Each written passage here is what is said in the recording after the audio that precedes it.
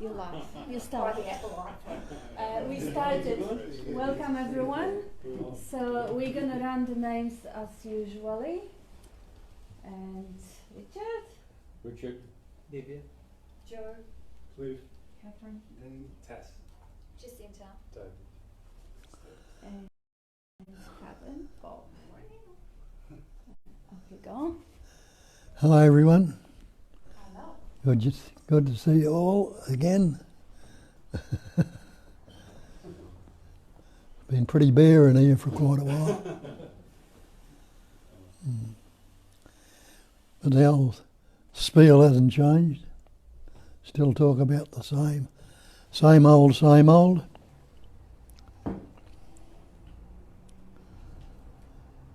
And there's not anything new. Being the same old. We base it on what the ancient traditions tell us. And the truth is in all of them, if you look deeply enough. And that's the saying, know the truth, and the truth will set you free. And that thing we call truth is going to free you from the bondage of self. What's the bondage of self? Believing there is a personal self, rather than taking notice of what the ancient scriptures tell us. There is only one self, Atman, or self. That's the only one. There's no personal self. And a little bit of investigation, that's the thing they say also, that the false cannot stand up to investigations. So we've got a lot of these erroneous beliefs we've taken on board, and until they're investigated and seen through, they will remain there. And you remain in that bondage, the bondage of self. Not the real self, but the conceptual self, or the self we imagine to be real, the personal self. And that person, where does that word person come from? It comes from the ancient Latin persona, meaning a mask of concepts, ideas, images that we've taken to be real. And I am Bob, the Australian, the good fellow, not so good. I'm having a rough trot, or things are going beautifully for me, or I'm unhappy, or I'm at peace, or whatever concepts come up. I put this on this so-called personal self, and the energy of belief goes into it and makes it seemingly real, and we suffer accordingly. But the self they're talking about, that man, is absolute. It is the totality. It is the great perfection. You can't add anything to the absolute. You can't take anything away from it. You can't add anything to the perfect. You can't take anything away from it. Everything is that. And that's one of the statements we've taken on board and believe in. I am that. And innately you know that, because they say that's the chair you're sitting in, that's the room you're in. Everything is already that. But we don't leave it at that, we discriminate it with words. And that's another thing we need to look at, words. When Hinsing Ming at the finish it says words, the way is beyond language. Beyond language. Prior to the word. For in it there's no yesterday, no tomorrow, and no today. And they're all words which the energy belief is there's something that they really are. But look into the word. How many words were you born with? You can't remember your birth. Why? Because you didn't have any words. and you didn't learn words or capacity of reasoning developed, and you took up words that your parents around you were speaking words all the time, and that capacity of knowing came upon you, the capacity of reasoning, and you took up some of these words. And we learnt words like I, or me, or this and that, and yesterday, tomorrow, all words or labels. But when you didn't have any words, you were breathing, your heart was beating, you were hungry, you'd cry, you're happy, you'd giggle or do whatever happens, and the functioning, the livingness was going on. But it wasn't being discriminated by any words. It was just as is. Now, for a couple of years, all depends how smart you were without any words and getting along quite well. It might have been 2 years, it might have been a year and a half, it might have been 3 years before you were able to understand those words. So it doesn't matter about the concept of time, but that's the point. We learned words and took the words to be real. When you investigated, there is no word that is the actual. Take the word water. Can you drink the word? Can you swim in it? Will you drown in it? They're words. But what can you do with it? You can't. The word fire. Cook with it if you can. Heat yourself with it. Burn yourself. Go a little bit closer. Word I or me. What can the word I or me do? It can't do anything at all, but it's seemingly grasped somewhere along the line or resonates somewhere in this pattern.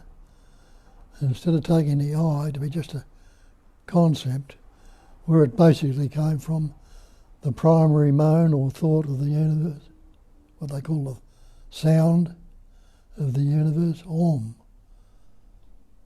I am. Instead of seeing it as that one self, the absolute self, now we've taken it to be the personal self, me, Bob. So that's what it is. Instead of I am the reality, I am the absolute, has now become I am Bob, the person. And you can't do much with that I am. So we had the idea of being a person, then other concepts and words we've learnt, we add onto it because of itself, that I am basic sound, you can't do anything at all with it. Not until something is added to it and the energy of belief goes into it, making it seemingly believe it is an entity. I am Bob the Australian. And then we've made this I am, this sound, this vibration, into something seemingly real. I am this person, I am this individual. And not only that, we've learnt other words like good, bad, pleasant, pain, I'm a good fella, or I'm not so good, or I'm fearful, I'm anxious. Put the concepts on all these words we're picking up, put the meaning onto them, instead of now relating and being what you actually are, the one self, the Atman, the one godliness, the one absolute. We've divided ourselves up into this conceptual image. A conceptual image. And I'm a good fella. That energy of belief goes into it. And this I becomes the ego, the self-centre, or the reference point. Now I'm relating to something, relating to a conceptual image, which I don't realise that's what I'm doing, because I'm relating to the conceptual image of the thought. And if I am a good fellow, I think I am a good fellow. Not realising how this mind functions, it's only a vibrating pattern of energy. And with all these words or concepts, forms, seemingly forms, coming into it. Now this body-mind entity that I believe myself to be is good. Or something comes up and the sensations and feelings change, it's not so good. I feel hurt or depressed or unhappy, so I'm not so good. I'm fearful. I'm anxious. What's changing it all? It's vibrating, cool. Look out there in nature and see it's constantly vibrating. The wind's there 1 minute, there's no wind the next. Daylight, dark, silent sound, seasons coming, tides coming in. Who's the I out there that's taking delivery of it? There is no person or I, and this so-called thing we call God, where's he going to come from? He's going to come out from heaven or something and say, wave a magic wand and I'll do this or I'll do that? Or is it nature itself, the pure intelligence energy, the Atman, the One Self, the Absolute Self, that's vibrating, patterning, shaping and forming all this manifestation? There's nothing personal about it. And the person is not reality. It's just a concept, an imagined idea. And in the Nisargadatta's book, I Am That, I think it's the 3rd chapter, the title of the 3rd chapter, the person is not the reality. So if you're listening to him or reading him, he's telling you how it is. Not only that way, but lots of other ways too. But while we've taken on this persona, it's masking our true identity, the natural reality, because instead of that conceptual thought right here, it becomes a mental image. And what's an image? A reflection. Look in the mirror, you'll see what? All sorts of images or reflections. And the Nisargadatta says again, pointing out, he says the person is not reality and nothing can trouble you excepting your own imagination. Now all the psychological problems that are going on because of we're relating to the person, the mask, and that's what's troubling us. I don't like this and it's not good, or I'm fearful or unhappy or anxious about that, and people don't like me, and all the conceptual imaging that's going on. See it. See what it is. Conceptual imaging. And nothing can trouble you excepting your own imagination. These images are troubling you. They're your bondage. That's what we're locked into. What needs to happen? Well, investigate and see if these conceptual images you have about yourself, this capacity of reason, this self-centre is what we call the ego. So this ego that we believe ourselves to be, and we're suffering from the belief in that, see if it's real or not. And they tell you also, in a lot of these traditions, that the false cannot stand up to investigation. It's the false that we're believing in that's causing all the problems, and nothing can trouble you except your own imagination. And as Shakespeare told you, there's nothing either good or bad, but thinking makes it so. I'm saying that's all the problem is. Thinking. Thinking. And what's thinking? Well, the ing on it tells you straight away what it is.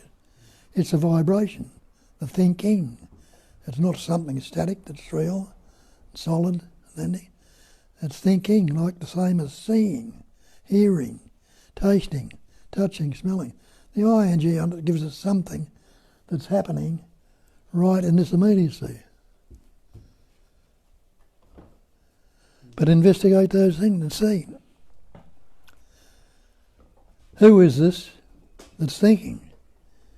Is it me? This conceptual image? Well, can a conceptual image think?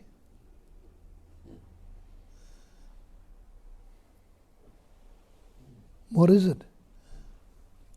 It's a vibration of energy, thinking, something that's vibrating. So, is it this believed in body, mind, this person that's thinking? Or is it the very life that you are? That life is animating through that pattern right now, like it is in the trees outside, the animals, the birds and the insects. It's vibrating, and that vibrating is a pattern of energy, an intelligent energy. And intelligence is the knowing. It's a knowing energy. It has a capacity of reasoning, capacity of knowing. And vibrating, it's vibrating dualistically. Instead of being in the singularity, because it's got boundaries on it. This is good, and vibrates back to the other, that's bad. This is good, that's bad. This is somewhere in between where it's quite neutral, or somewhere else. But you see, it's not static. It's got no centre to it, no circumference, and it's not static at one point. But we think when it comes up in the opposite, good, bad, pleasant, painful, happy, sad, we think that that's the end of it. When it's bad, that's the end of it. It's separate from the good. When it's good, that's it. It's good, it doesn't stay. So because it doesn't stay, it's good or bad, implies that it's a movement. It's a vibration. And naturally, because we think it's a movement and believing it to be real, we want the good. We don't want it to vibrate into the opposite end, the bad. And not realising, as Shakespeare said, there's nothing either good or bad, but thinking makes it so. Thinking. Not just thought, but thinking. The ing, it gives you something that's happening right in this moment. The ing. It's not the thought, not just the thought I think. Because as soon as the thought I think is there, you believe that the thought I am, that thought that's happening, there is a thinker. And the I am is the thinker that's thinking this thought. And the thought is just another vibration. So the thought I think has become the subject. Relating to this believed in I am that we've taken on board and think it's a subject. Now me, Bob, the Australian, all the conceptual image I've got about myself, the egoic image, believes it is the thinker, the doer, the experiencer, the taster, the toucher. And the thought, what I'm thinking and what I'm experiencing or hearing or tasting or touching, has become the object. So thinking, which is spontaneous, natural, coming up, has divided itself into subject-object. Dualism. And the thinker, the thought I think, instead of it being the absolute, the great perfection, the one essence, the pure intelligence, has now become a seeming subject. A seeming subject, this little old me that thinks it's wonderful or thinks it's great, and having a bad trot and dirty on the world because of it, suffering accordingly. The believed in, so now instead of the one Atman, the one self, it's become the personal. And every thing around me has become seemingly objects to this subject.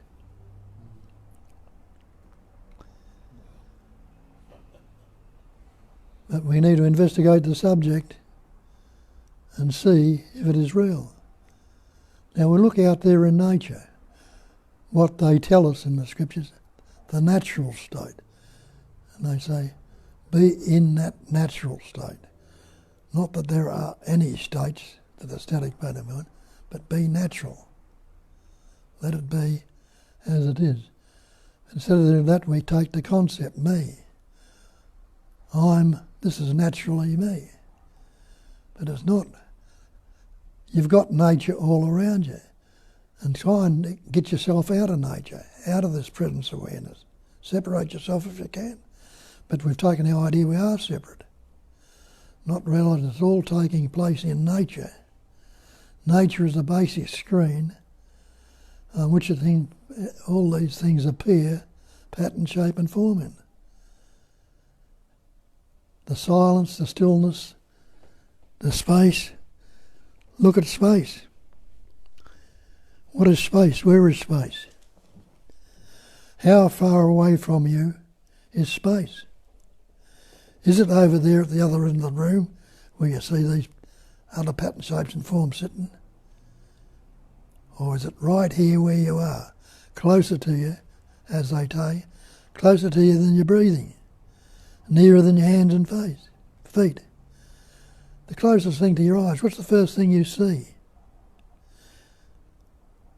As you see the people in the chair further away from you, or the things in the room? Or is it that space that's right in front of your eyeballs right now? You're not separate from it. And everything, it all appears from there. It's the closest thing to you. You're not separate from it. But we see these other objects and think they're separate. They're far away from it. But space is empty. It has no centre to it. This space is closest to your eye. Take it out and find a centre to it if you can. But you can't seem to find a centre. Well, find a circumference. Like go up in an airplane thinking you're going to fly to the end of space. You'd be flying for a hell of a long time. And still haven't come to the end of it. So space, you must realise from that, there's no thing. It has no pattern, no shape, or no thing.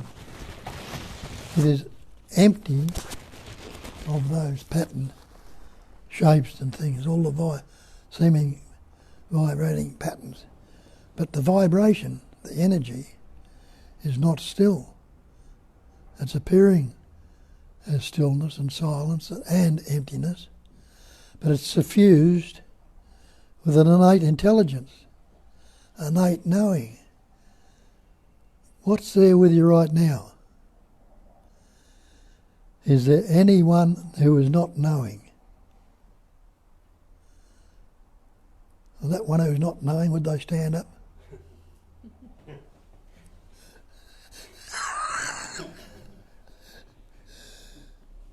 So the knowing is there. But we've related again to I know. This conceptual image we think now has the capacity of knowing. But have a look at that nature again. That there's no particular self into it, no self that's vibrating.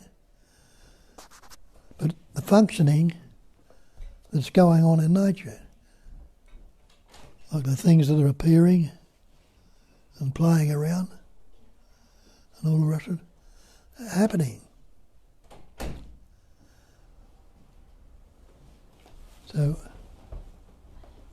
it's all suffused with that innate intelligence energy, the vibration. come back to this pattern we call you. What's happening naturally in it? Aren't you breathing? Isn't your heart beating? And your food being digested? Hair and fingernails growing? Life is functioning through that pattern.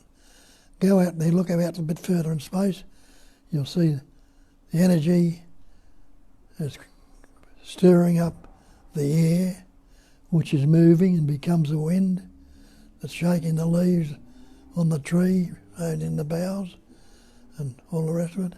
Clouds are moving across the sky. Clouds are being formed. What from? The evaporation of water. Sun is moving, the earth is moving around the sun. The sun is shining naturally and effortlessly. Its radiance is warming up the earth, causing plants and things to grow. So that life is suffusing everything. You and I are things. And it's that life that's breathing us, beating our hearts, growing our hair and our fingernails, digesting the food. But we're not happy with that. We think we can do better as this person. So now it's become the personal life. And haven't we got into trouble with that belief? Got into a lot of trouble. Because it's coming up, all the psychological suffering that's going on, the fear, the anxiety, the stress, the guilt, the shame, remorse, the jealousy, the envy. It's all happening to me. Now, if there was no me to relate it to take delivery of it, where would it be? Wouldn't it go back into nature? Now, all these opposites are seemingly appearing in nature. But is there anything out there in nature? Is there any big daddy up in the sky who's grabbing at this part and doesn't like it or wants this part and not? Or is it just spontaneously, naturally and effortlessly happening? And you and I are here in this existence. Did we ever say, I'm going to be born and I'm going to live this life? Can anyone actually remember your birth? Look at that, you realise you can't even remember your birth. Yet you were forming in the womb. That innate intelligence in you and the energy enabled that little embryo, that little fetus to form, and allowed it to form in the womb of your mother. And when it got to a certain stage, the birth happened, it came out, but you had no words then. So you can't say I was born or know anything about it. Though people try and tell you they were born and this happened to them, and there's a previous life when this happened and all the rest of it. What could it have happened to? If this life wasn't in this particular body that formed, the life that formed the body to express through. Before that, what were you, as Nisargadatta will ask you, what were you 9 months before conception? What were you then? You can't say you're in any particular form, but you can't take yourself out of that space like awareness, that pure intelligence energy that was vibrating as this manifestation and living as it, patterning, shaping and forming in all its diversity, in all its wondrous ways. And it brought you and me, these patterns, into existence to express through. Because in its absoluteness, it can't express as anything. It's not having a very good time there. So it said, I'll do something about this. It's not innate intelligence. And it did. And the game of life began for each and everything that is in it. And the life essence in this have become the players. We think we can play this life, not realising we are part of the patterning to it, because you and I are things. Just the same as all this manifestation is a thing, are different things.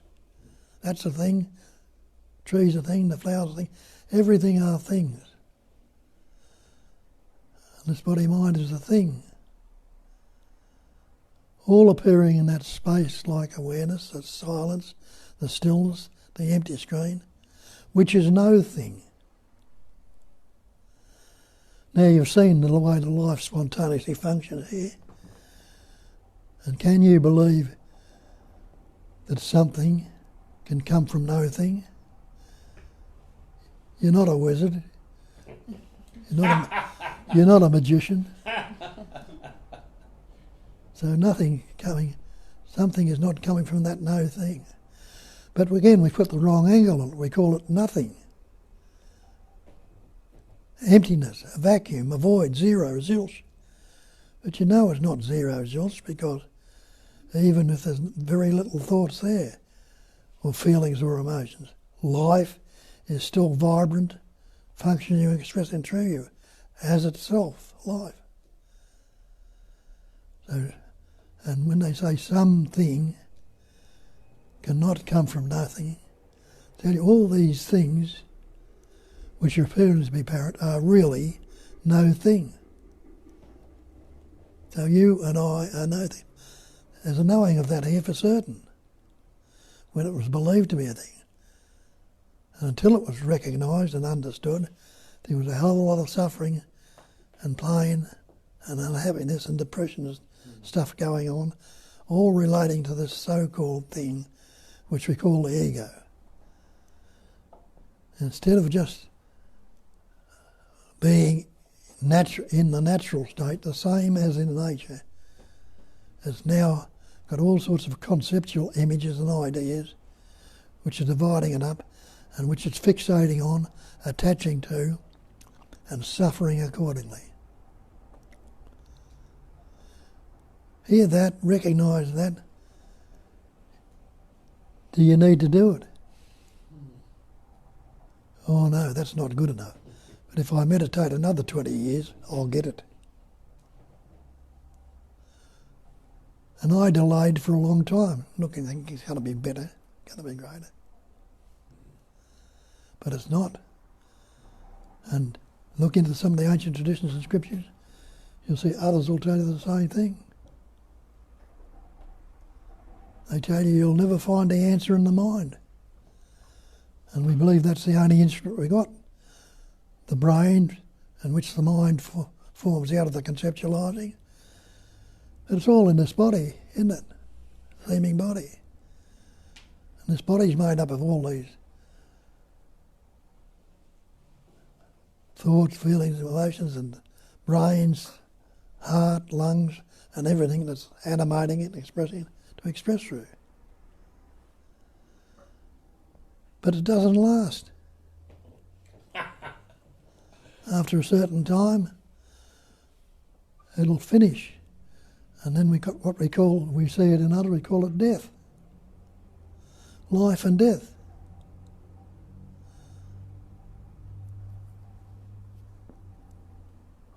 Well, what were you before the life began in you? Were you the death? Or were you no thing? When it came about, this thing came out, were you the life? You were, but you didn't realise it. You didn't recognise life is expressing here. You took on I am. I am the person. I am the body. I am the separate entity. Not realising that you are the life. And not realising when you look around you and see that that's what's going on all around you is life. And when the Sagara tells you there is only life, that's all there is. There's absolutely no death in it. Life cannot know death. Death is the absence of seemingly life. And that's what's happened, because these patterns, as I say, constantly transient, constantly changing. And when this body, the life goes out of this body, it stops integrating, what's happened? Have a look at it before it rots. You'll see the eyes are still there. These eyes, wonderful eyes you were seeing through. The ears were then there, still there, which you were hearing through. The brain was still there, which all these thoughts, feelings were coming up on. The heart, the lungs, all the organs are there. But what's missing? Life. The life itself is missing. So what good are they to it? Now that thing you called you and loved so dearly and wanted to keep hasn't got what the necessary thing, the life essence itself, has seemingly disappeared. And where would that life essence go to? Where did it come from? It came from the Absolute. Did it at any time ever move away from the Absolute? It was always the Absolute expressing, but the pattern, shapes and forms in which it expressed her have disappeared. And it's gone back into its natural life. And when Christ told you, I am the way, I am the truth, I am the life, people thought, oh, that's Christ, he's the way, he's the truth. I've got to become like him, I've got to become that life. But what's the I am? The I am is the sense of presence which is with you right now, the knowing that you are. So he wasn't talking about himself, and that's what he's trying to explain to you. That essence that you are that and always are and always will be that. And out of life more life comes. So, as I think it's Ram Dass said, be as you are. Not as you think you are, or where you want to be, just be right here, right now, as you are. In other words, just as it is, in its absoluteness. And know the truth, and the truth will set you free. Set you free from all these beliefs we've taken on board. We took them on when we learnt language, and there are people with that capacity of reasoning, had greater capacities of reasoning than a lot of us have. And we're able to look a little bit further and set it up. But most of us, in the great traditions, they formed the so-called head of the state, God. Some superhuman figure, and that's what we do. We're so conceited, we relate ourselves to this God. Think God is in the shape and form. And I said God created man in his image and likeness. Oh, he must be in my image and likeness. He must be in this body mind. But realise that life essence, that absolute essence, is the godliness. The no thing, the presence awareness. And these pattern shapes and forms are expressions of it. So I don't use the term God, because it's just another label. Tells you that in the Bible too. In the beginning was the Word. The Word was the beginning, not some Big Bang, 7.5 years. All things were made by Him, by the Word. In the beginning was the Word was with God, the Word was God. So instead of this, God being our image and likeness, the image and light, the pure intelligence into the knowing, is the image of that God. It is that godliness of you. Man is that, not an image or likeness, a separate entity. All things were made by Him, by the Word. And isn't that so? Look around you. The room's a word. The mirror's a word. The things in the room are all words, labels. Look outside, the tree, the flower, the sky, all words. which you didn't have any words. Where were they when you were first couple of years of your life? You were living, moving, expressing, and in it now, but you had no words. Could you differentiate any of it? Were you separated from anything then? Did you suffer then? Of course, there could be pain and all these things we're taking on board today. But if you didn't have any words or labels or sensations or feelings, what could you say about any of it?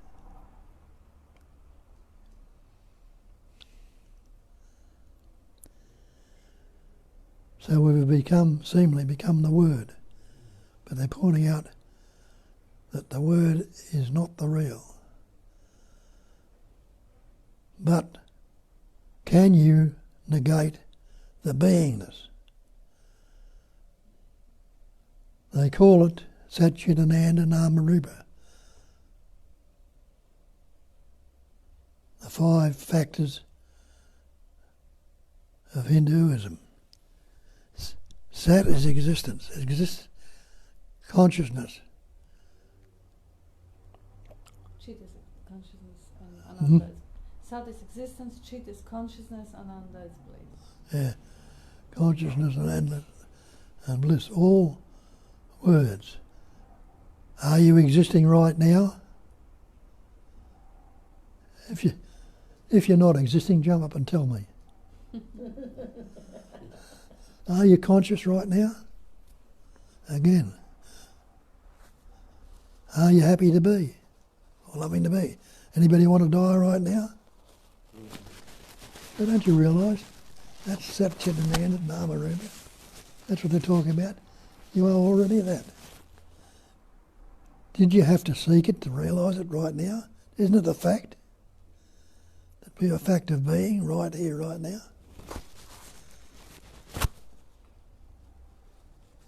Nama-Rupa, name and form. Nama meaning the name which your parents bestowed on you, and the form is this body, mind, entity. So existence, consciousness, bliss, being, knowing, loving to be, is the reality. The Nama-Rupa, the name and form, they say, is Maya, illusion.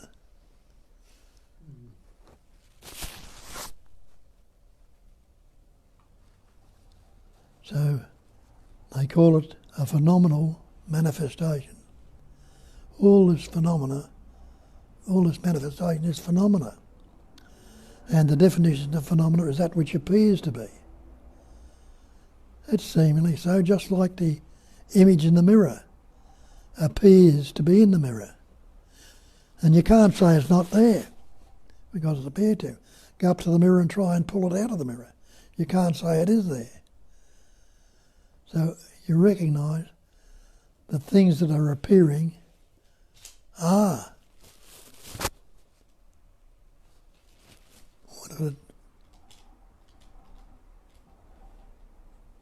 What's the word? Townsend? Yeah. Appearing. Only appearances. Maya. Yeah, only Maya, or illusion. Yeah, they're only illusion. It's all illusory. But we've got to realise and look a bit further and see that the illusion itself is illusory. What we believe in this waking dream is also illusory, seeming to be real. And where does that leave you?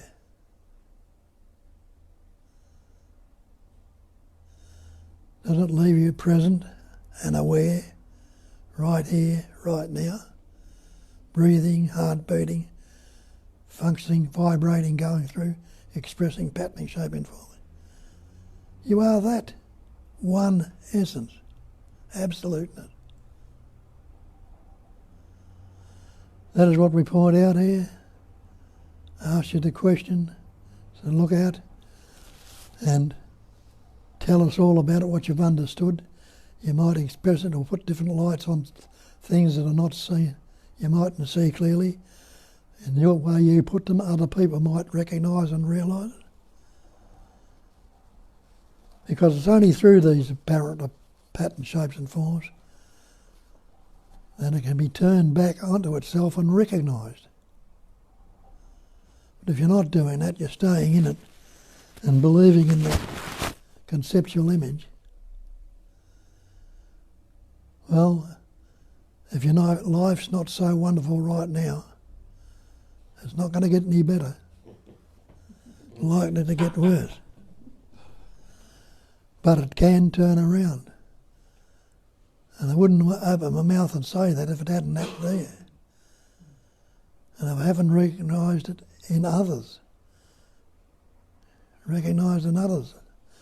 and see it happening here in some of you here and there. You're getting a taste of it. You're getting closer to it. Stuff the taste, grasp the lot. So I'll leave it up to you.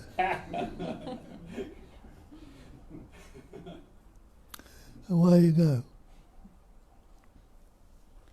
I got a couple of... Hi everyone who is with us online. We have 20 few people, so I'm saying hi to them. I've said hi to you already. So we have a couple of comments. You can put your ears on now. From Amarnath. Birth and death are just thoughts, dream or imagination only. Yep. Yep. And another one. Words equal thoughts equals separation equals ignorance. Yep. Started from 2 years of age. Around that age. Yeah. Around, yes. Yeah. He says he's quoting you. Well, instead of quoting him, is it right for him? I think Amarnath gets it. Yes. So. Yes, he knows. He knows, yes. So now we got a nice comment from Rohan. Hello, dear Bob. The name and form are really just imagined, right? Yeah. Looking into this, all the seeming problems here require some kind of mental imagination to persist in the context of a story. Starting to glimpse the truth that there is nothing outside here and now. Anything, quote unquote, outside here and now can only be imagined and not known for a fact. Yeah. Beautiful, beautifully said. That's expressing what Masaga does. Nothing can trouble you excepting your own imagination. Mm-hmm. And yes, anything that we can conceive or imagine as being outside our immediate sensory experience is not a fact. It's a projection of the memory. And it's your imagination, not mine or anybody else. Only what that believed in so-called entity that you call you, that's where the imagination is going on for that pattern. Yeah, and that's how we live in separate worlds. Everyone imagines different order in the world, projects different enemies or whatever it is that they project, and what's true for one is not necessarily true for the other. It's, because it's not true objectively. Well, we may... We get you to speak to this one. Here you go. We may all be things, but there is only one thingamabob. Thingamabob. Yeah. That's a profound reasoning. Profound. I just wanted to expand on what you were just saying about the separation occurring in thought, because sometimes lately I've been a little bit stirred by recent eventing happening lately with the politics and the lockdowns and the blah blah blah. You know, some people are very much pro those lockdowns, you know, without a thought. If we were all living without a thought, just as it is, there wouldn't be any separation at all. I mean, it's beautiful. I love what you said. It's like, you know, it's not even happening in a way. Wait, Bob. Here you go. when you were locked in their womb, wasn't much going on there, was it? For you? And we've got another couple of comments. So let me find them now. That's from Amarnas. Beautiful. Story without characters equals mind. And now we have Tanya. How do you grasp the lot instead of just tastes or glimpses of recognition? Seeing the thoughts for what they are, stories or imagination? Much peace here with not so much interest in the story. Seems things will appear as always. Yeah. Yep.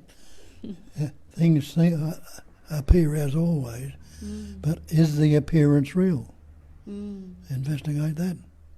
Yeah. You've taken it, and because it's seemingly happening constantly, we're taking it to be real. But ask a question: who is it happening to, and is it real? Question that. See for yourself.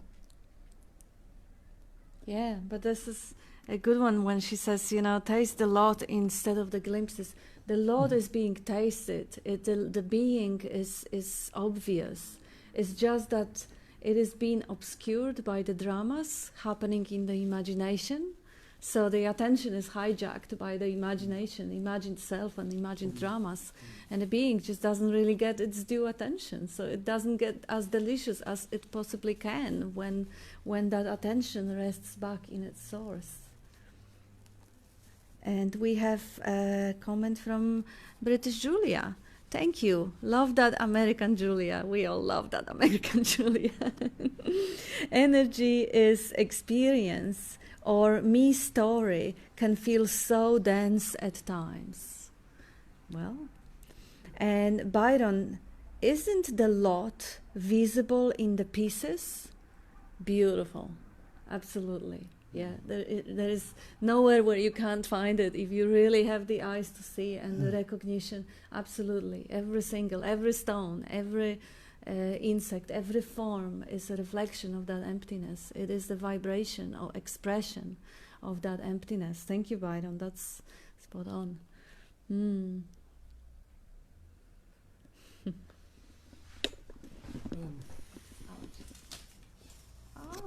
rolling it around here. Sorry.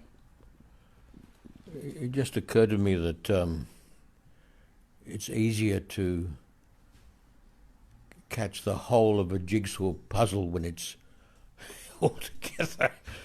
Bloody sight more difficult when it's in pieces. Oh, yeah, that's a nice insight. It's easier to catch the whole of the jigsaw puzzle when it is in pieces. Actually, yeah, if you have It's together, but very difficult when it's in pieces. Okay. It's easier when it is all together than it is in pieces. Yeah, but you can actually glimpse the whole. You usually have, every piece has a little bit of a glimpse, and you have the box of the jigsaw puzzle with a little bit of a hint. So Bob is a box of a hint. Bob is out of the box. But then again, if you see the puzzle there, the interest in it might make you look for the pieces to put it together again, and you'll eventually get the whole picture. Yeah, when you get the taste. Yes. When you get the glimpse. Yes. And that's the interest comes in to actually uncover the whole. Your spiel today was so magnificent. It was good to be home again, and some of those pointings were really hitting home, Bob. Thank you. I'd like to second that one. It was really special. Oh. What did you hear? No, You got the whole puzzle. I wish I had. No, I'd just like to second Richard's comments that your address today, Bob, was special. It was profound. It was eloquent. It was easy to understand as well, which is profound as in itself. So yeah, thank you so much. Resonance wasn't there, it wouldn't be worth anything at all. The natural essence that you are resonates with it. It's yours. Take it.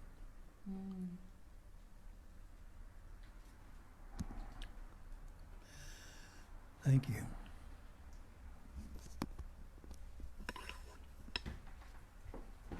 We have any other comments?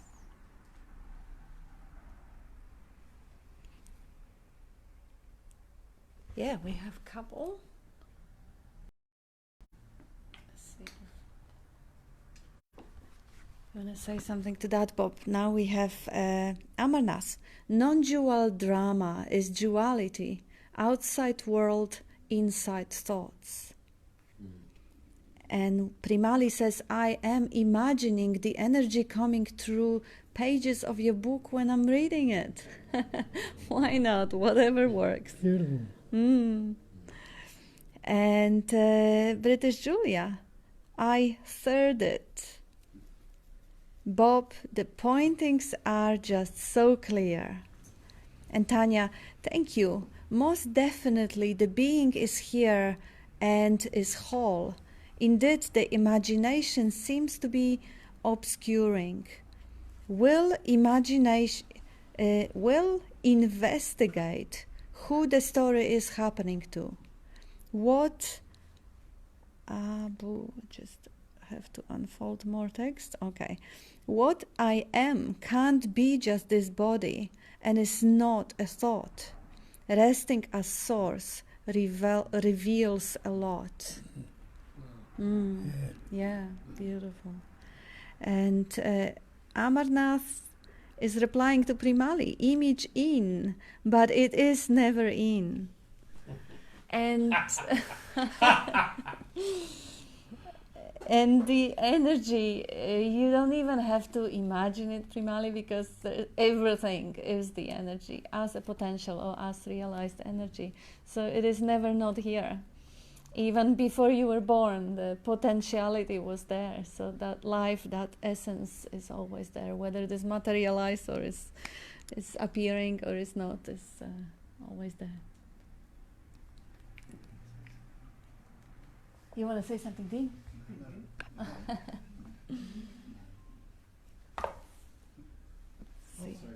Please. Can you pass it on?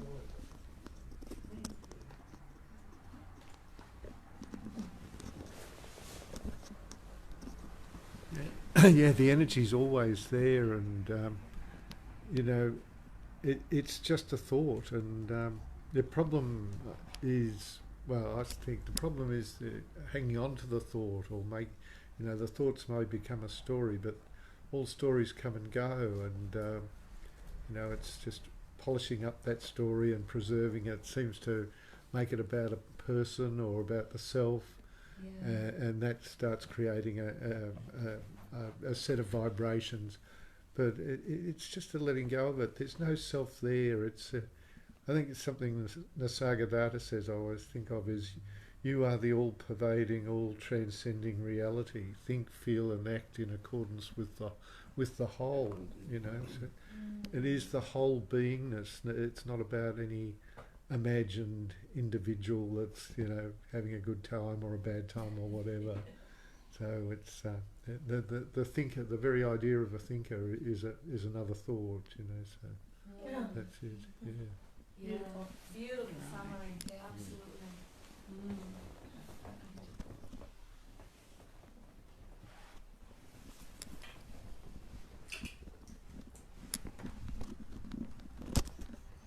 I'm just kind of expanding on thoughts. There was this idea I had once. I got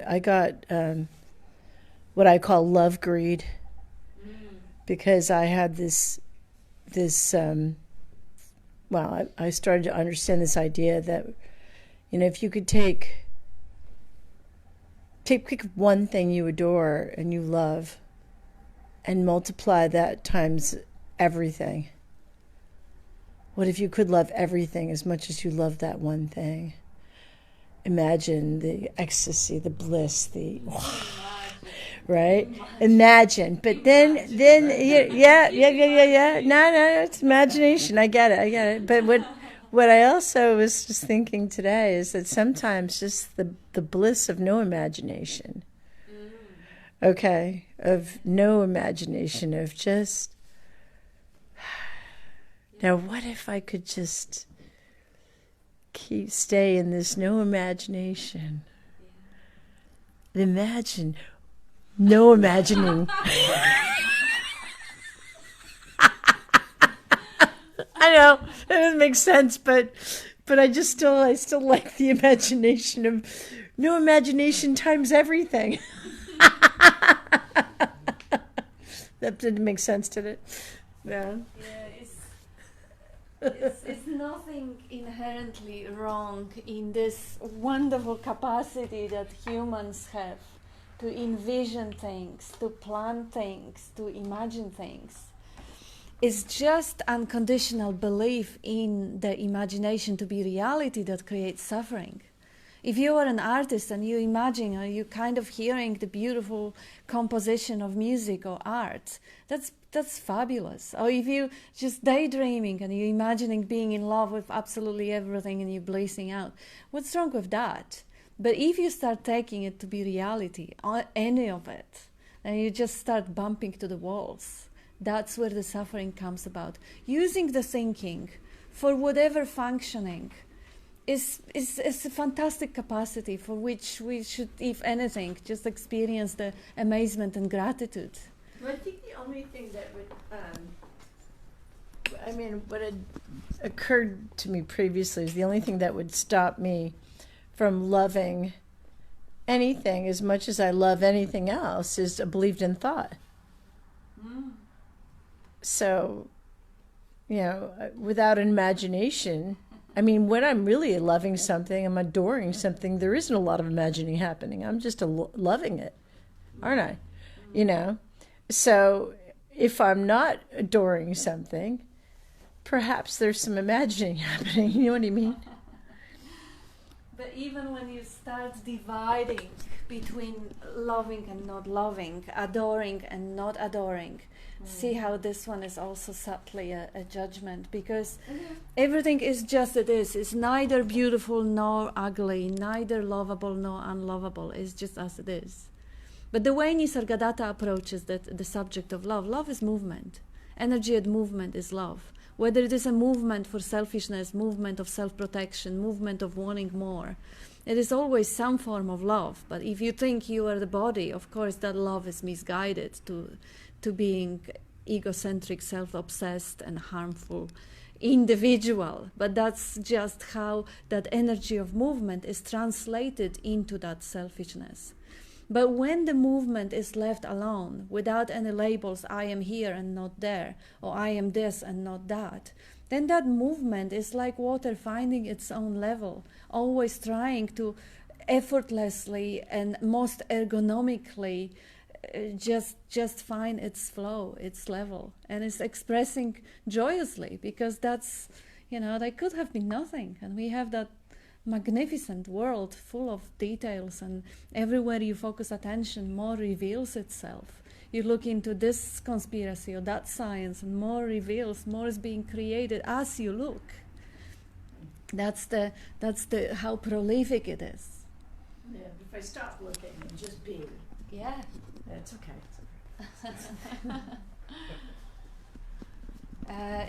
Looking happens. It's not something that you can start or stop. If you stop looking and just be. And whatever is a component or expression of that being, looking, seeing, hearing, tasting, thinking, that's the way it expresses. Just be, like the being, the awareness or consciousness or potential is. Even when you switch off the light, the electricity is as a potential, but it doesn't have an expression. When you switch on the light, then you have the light, and then you have the warmth, and then you have the expression. So being, with whatever way the being takes shapes, if the being takes shapes as you finding yourself singing or dancing, or judging, whatever it is, That's the component of being. Leave it as it is and just marvel at the brilliance of the way being expresses itself. That's the effortless, that's the existence that is totally natural. That's the natural state, like that cat you're patting right now. See, she is being.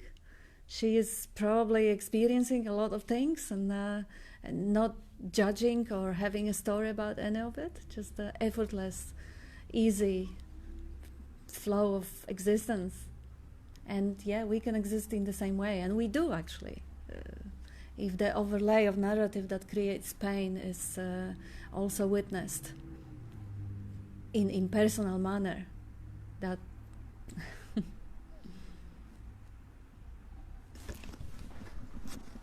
can you pass it on to Dean? Like everything you're saying is like just my like total current experience, and it's just like just loving to be. It's like the spiel was magnificent, but then I realised, and I loved the spiel today. It was just brilliant, Bob. But I loved everything. Like I love you. I love the space in front of the eyeballs.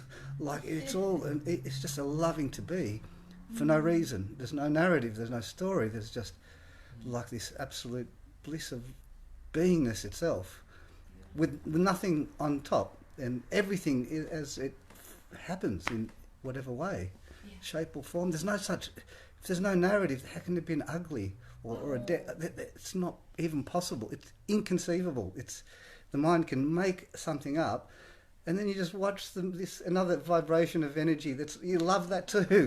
How could you not? Because it's just the beingness is still there, presence, and there's an awareness of it, and it's like such like gratitude to everything and every and just love and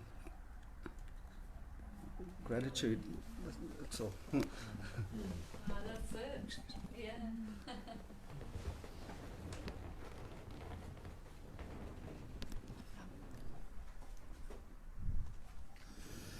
And as Dean was saying, everything is when you. The Sat-Chit-Ananda says, when you are that living love, then people will come to your door. It was only love, and he said, you are that living love. When you're loving everything, not separating everything, you must be that. I just hope these people who will come to your door today will come a little bit late so you can have lunch with us. As long as they pay. Yeah, he's got people coming to Airbnb today, and he doesn't know he's gonna make it. Yeah, we have a couple of other comments here from people, and that will be live as it is. Fearless isness, being, says Byron. And Amarnath, thank you, Julia. Imagination of no imagination. Caught up. That's Amarnath. Happiness equals here and now equals I. No me or we in that. Just isness. That's Amarnath. And we have a couple more. JB. It is good to see the gang all together again. Great spiel as always. Bob, it is the highlight of my week every week, hearing you and Kat and all the input from everyone else. Bless you all. Beautiful. Thank you, JB. And Amarnath replying to JB, with a lot of beautiful hearts and smiley faces.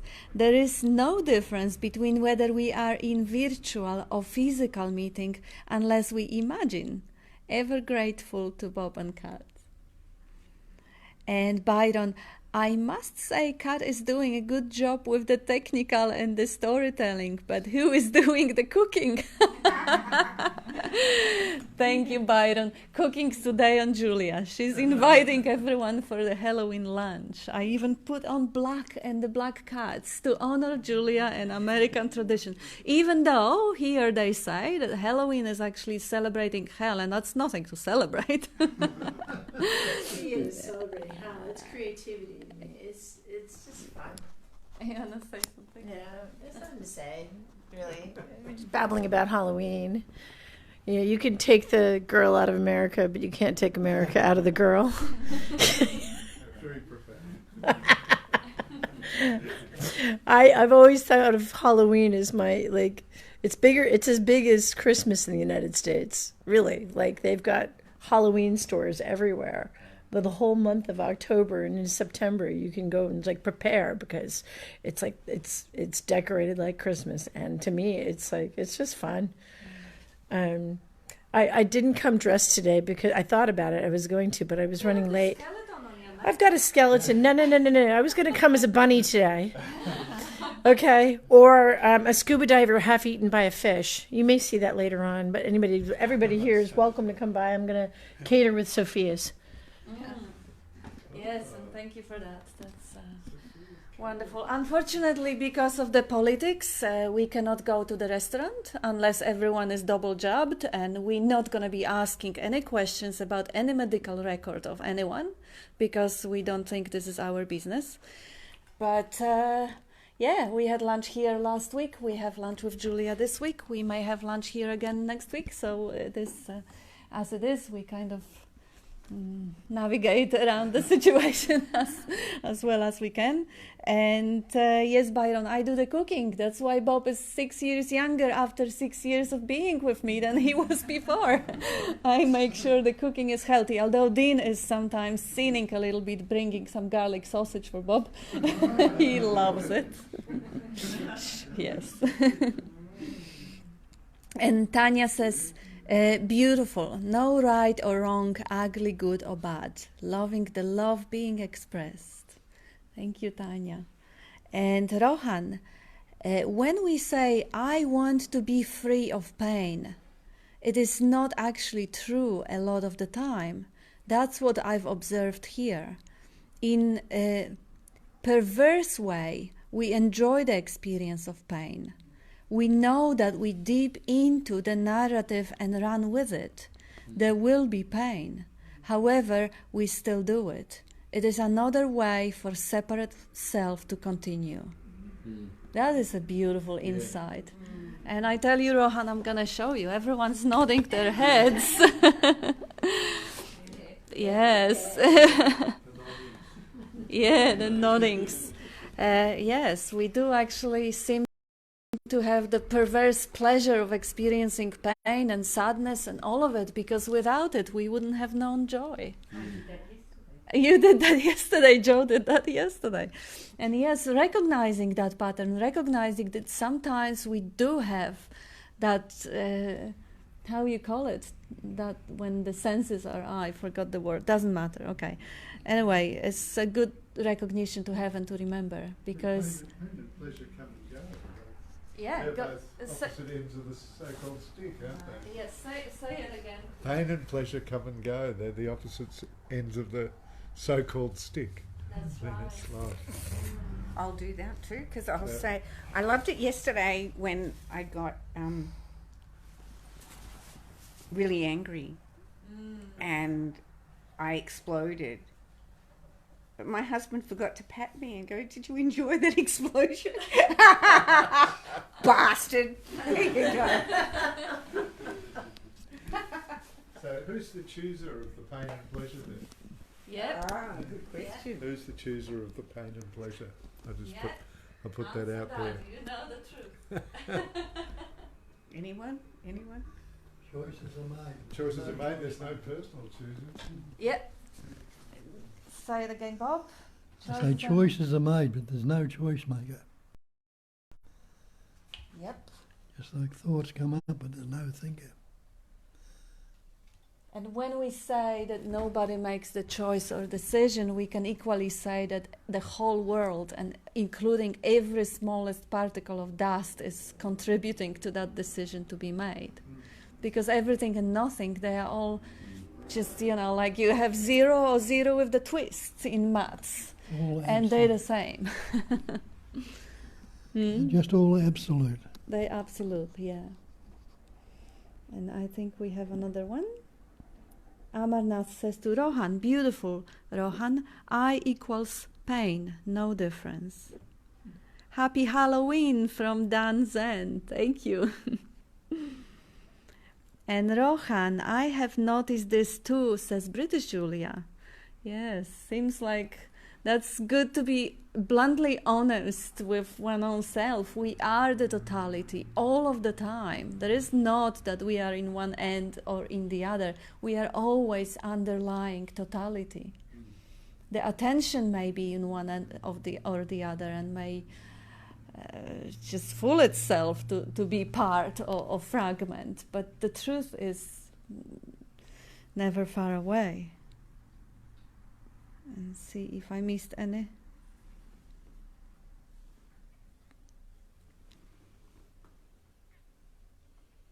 No, I haven't. Oh, there is one more comment coming on this one. Resting, the whole universe is decision or choice maker. That was Amarnath quoting me. Resting in surrender, the absolute comes into view, says Byron. Beautiful. That's, yes. Resting in surrender, the absolute comes into view. Primali says, great wisdom on decision making. Suffer or be happy. Yeah, it's up to the whole universe, and you are that whole universe. So whatever decision is being made by the universe, just go along, because there's no point resisting it. Who is resisting? Because, yes, no one there. It's just a thought. Like Cliff was saying, the thinker is a thought. So just don't take it seriously. Don't think you are the thought. You're not the thinker. Thinker is a thought. This is just an idea. You're not an idea. You are the consciousness in which that idea comes and goes. It's like a dream. Like the, Go on. Just, yeah. It's like a dream. Like the patterns of thoughts come and go, and you know, they may be pleasant, they may be painful, but they'll pass and move. But you know, it's like we sometimes seize a dream, and we keep telling everybody about that dream, and put a lot of importance on a particular dream. And it's just a dream. Like if I was telling you a dream I dreamt about last night all day, you'd get a bit sick of it, wouldn't you? When are you going to get over that one? But sometimes we carry that dream around and polish it up. Yeah, that's a very good way. Oh, Catherine. Well, yeah. No, well, it's all been said before, but you know, I see it kind of like, you know, that the I that we believe ourselves to be is our conditioning. You know, we've been taught that, and it's very strong. Everybody believes us to be an I, and then that I is extended to, as Bob was saying, like the image of God, and then also that we get reincarnated as a subtle I.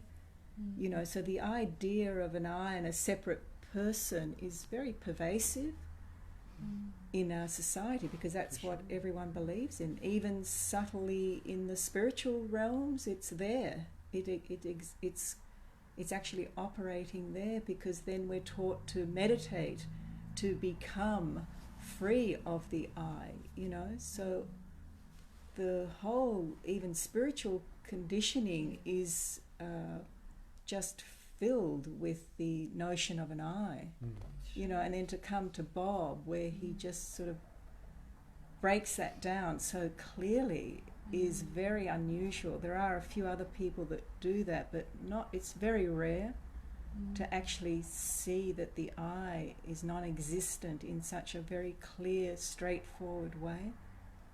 And because the opposite of, well, the other is so pervasive, you know, it can be tricky. Like sitting here and listening and getting the feedback, you get the real resonance of that.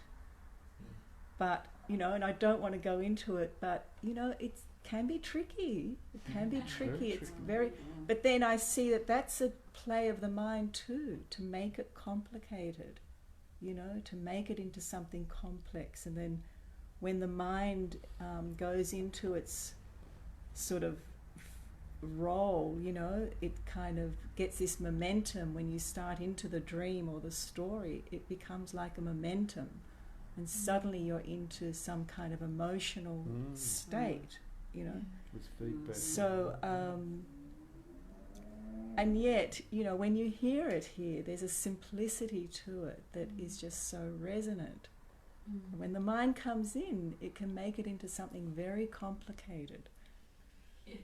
You know, so I don't know. I'm just leaving it there. That's a hint in itself, though. Like, as soon as it's complex, you automatically there's a taste, there's a smell. You know, hang on, no, no. We're not buying into this. This is the complexity itself becomes like its own.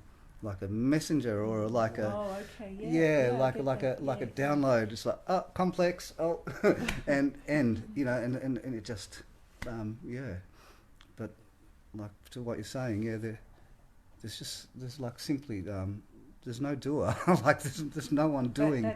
There's no I. So there can't be an I. There can't be an individual raising his hand, making a choice to do so. The whole thing falls apart. It's that complexity can just really it's simplicity. Yes, dissolve. It's so simple. It's ridiculously simple. It's beyond simplicity. Beyond, and we've been taught to be complex, more and more complex because of the mind. But I think that is the essence is, well, who is the person who is having all this. But the idea of the person is, as you say, Catherine, it gets reinforced all the time because it's how another entity called our society or our culture insists on this idea of individual responsibility and things like that. So it gets complex. It's all mind created and becomes rule based then. But it's good to see through it too. You know. Yeah. Absolutely good to see through. Actually, what I think a little bit of what you're talking about. Yesterday, I was hosting a chat with people, and I usually read a book, and I was reading, I guess, a self-help book, and it got really uncomfortable. And I only recognised it today. I couldn't recognise why it was uncomfortable because it was labelling. It was labelling.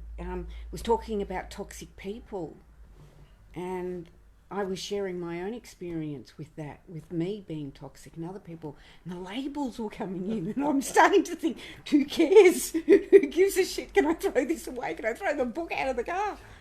But I couldn't realise what the pain was. And I think, you know, it's only struck now. It's the labelling of everything. It was really but then, painful. You know, I think there's one important point, and I don't know how this is going to come out, but like, you know, you can't just whitewash things with non-duality either, you know, because that's sort of, you know, that can be a bit of a trap where you just sort of think, well, I am that, and then you kind of live in this sort of repressed, sort of push everything under the carpet idea, isn't what Bob's saying. You know, you let everything be there. If you're with it totally, you know, it moves back, you know, it just dissolves again. It's not about having an image of being happy all the time or everything being, you know, so-called positive, because that's just the mind labelling the idea as positive. You know, to be with life as it is, as things are, allows things to move on and be as they are. You get that point? And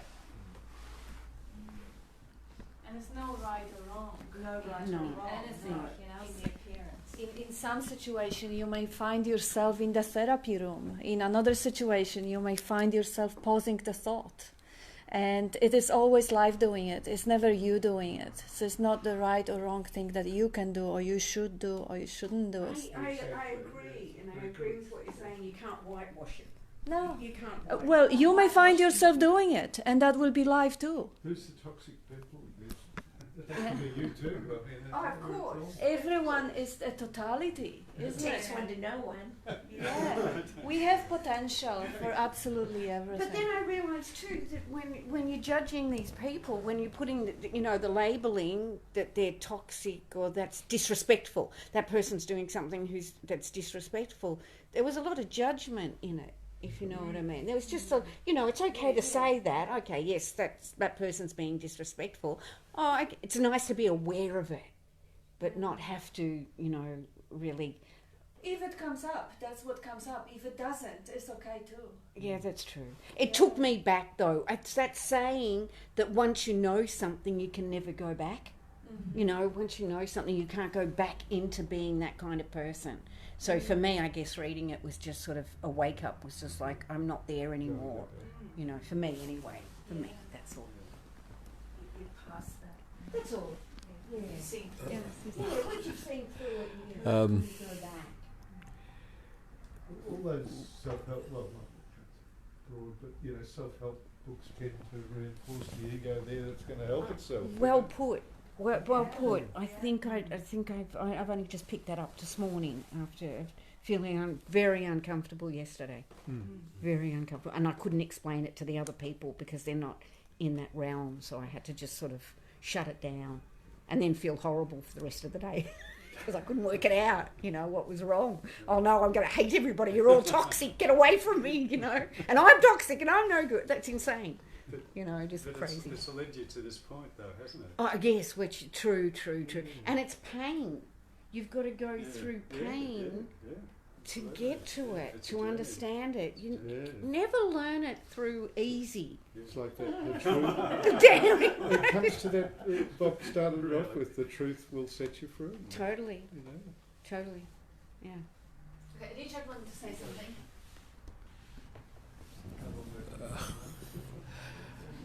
This is not one of the secrets of the universe, but we talk a lot about the impossible to have a one-ended stick, or you could say a one-ended pointer, but actually a non-dual pointing is one-ended. Yeah, we don't focus on the ends. We just take the stick as the one, as the whole. Yeah, good point. Good, and thank you, everyone. That was wonderful. The contribution, the conversation, the vital points about the dreaming and the daydreaming and happening. That's just magnificent. And we have a couple of other comments from people. We have 25 people with us, sometimes a bit more. And Rohan says, Kat, yes, the attention was what I was referring to. The attention seemingly fixates into the negative narratives, whereas there is knowing that unfixation is the way out. Beautiful. Yes, and Tanya says, thought can't understand how the whole universe is included in choices or decisions appearing. What a wonderful mystery. Could you say more about that? Yes, everything is interrelated and interdependent because there is no separation. That's why everything is included in every action, in every move, in every decision, because there is only one. I like the decision thing. Go on. Yeah. Can you? I like the decision thing because sometimes you think, that's a hard decision. I won't make that decision now, and then suddenly you find the decision's been made anyway. So who's the decider? That's right. Yeah. You just discover when it's done and how freeing is that. We have a couple of more comments. Amarnath says, grateful to Rohan. No in and out, so also the way. And I'll put it up here.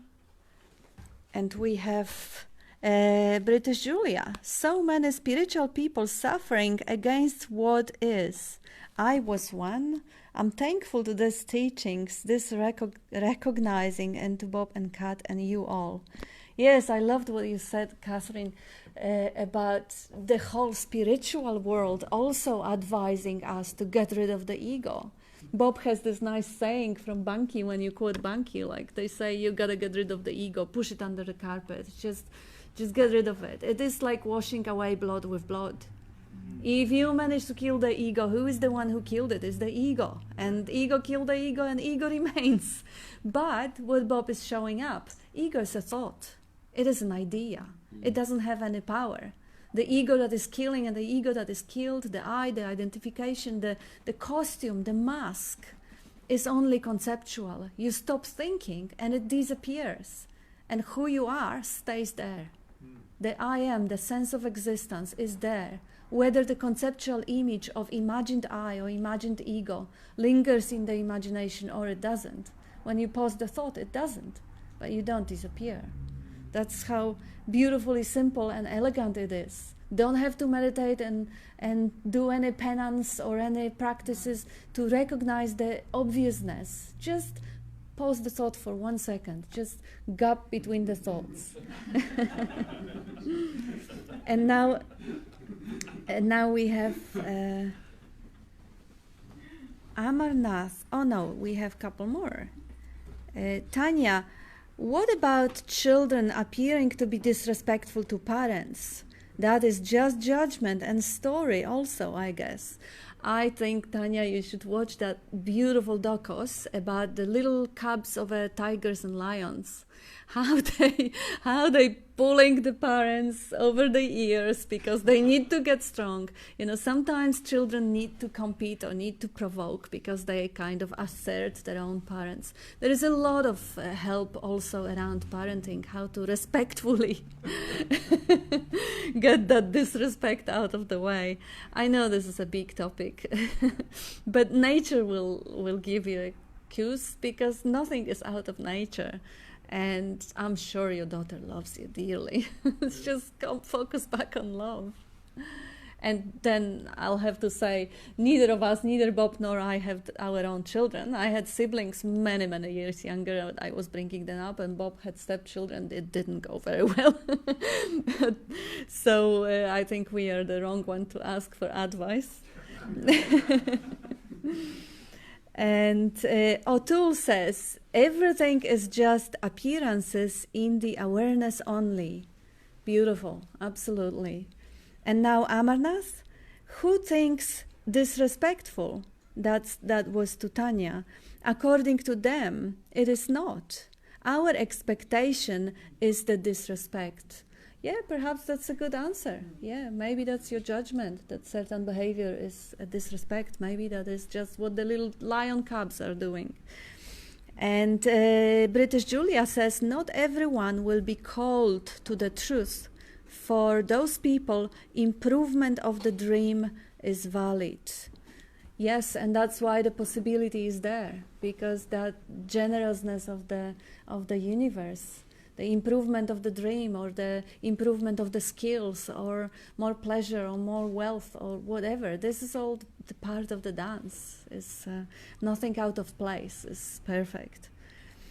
And Amarnath, thank you and love you all. Thank you for this beautiful meeting. Much gratitude for this. Love you all. That's from Tanya. And British Julia, thanks and love. Great way to start Sunday. Happy Halloween. And so truth, Amarnath. Thank you. So we have people from online saying thank you and goodbye to us. So the question is, are we moving on, or anyone would like to share or add anything? Or we just answer goodbye to everyone? Yeah? Yep. Goodbye. Go. It went quick, everyone says. So ready for some party? Yeah, Halloween. Happy Halloween. Well, I've got my house decked out, I you could put know. my horns on. Well, I've got a box full of costumes, actually, if you really want to borrow one. You can do that. If you don't, you can just put some Put makeup. some makeup on, you know. Or you could just pretend to be a human or something like that. That's a good Halloween. We pretend to be people. That's, yes. Put our masks on.